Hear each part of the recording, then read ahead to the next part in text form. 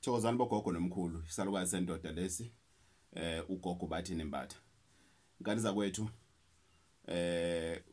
uyaphela unyaka siqala unyaka omusha. Often people say fanele ngiyohlola ngibona ukuthi unyaka omusha ungiphatheleni fanele ngiyohlola ngibona ukuthi isimo sami sokuthola umsebenzi sime kanjani fanele ngiyohlola for whatever reasons people may want to go to ukuyohlola for. Today we are going to talk about things to avoid uma uyohlola. This is a time ayikho isizini abantu abahlola ngayo than at the end of the year or the beginning of the year. So you need to know ukuthi what is it that you need to avoid when it comes to ukuyohlola. One, I've said this before, be early. Be early. Wake up if you're going to yohlola. You must wake up early. Be early moyohlola. Ungathi yohlola ufike ngabo 2 ntambama uthi uyohlola. Many people abeza la ekhaya bayazi. Most of the time after 12 angibe ngisahlola. Bayazi abantu abajwayele ukuza la ekhaya. Be early uma uzohamba uyohlola.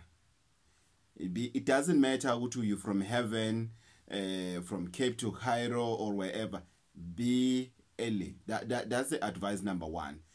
Things to avoid uyohlola is to go emini during the day uthi uyohlola, as if ulele ungazi ukuthi unenkinga fanele uyohlola. Be early. Second thing that you need to do when it comes to issue yokuhlola,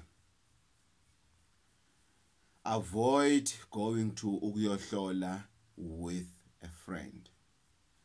Avoid it. I always advise women to get somebody to go with uma aya kumelaphi wendabuko, especially if umelaphi wendabuko is an opposite sex. We'll talk about that one day. I always advise people to say, get somebody to go with. But if that is the case, avoid going inside with that person.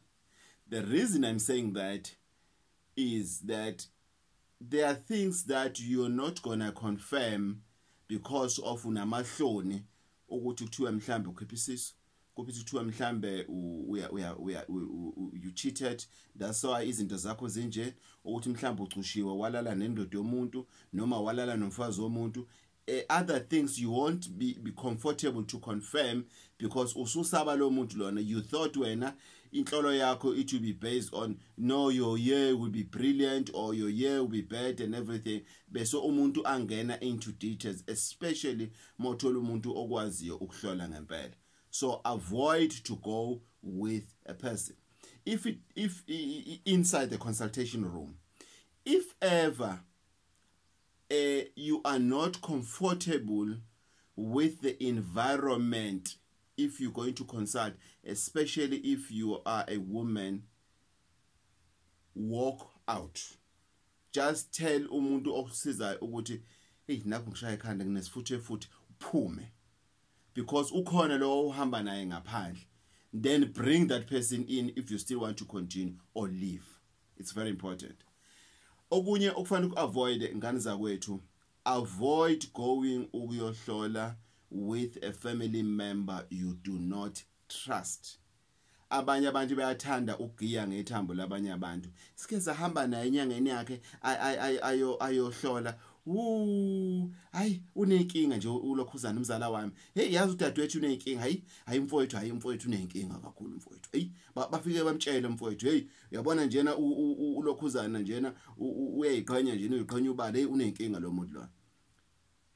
Go to ukuyohlola with a person that you truly trust, that you have been together through very hard times, and that person uyawazi ukustika nawe, and it's confident, he's always confident to tell you straight to say, hey, I think I'm not happy with it so. So umuntu ongekho confident ukutshela iqiniso ozoya ngale, then you have a problem. Avoid to eat uma uzoyohlola, especially uma uzoya ekseni. Avoid to eat by all means. Go there with your empty stomach, go there early, and then you will see the good results when it comes to ukuyohlola. That was today's topic, ngani zakwethu. Things to avoid uma uyohlola.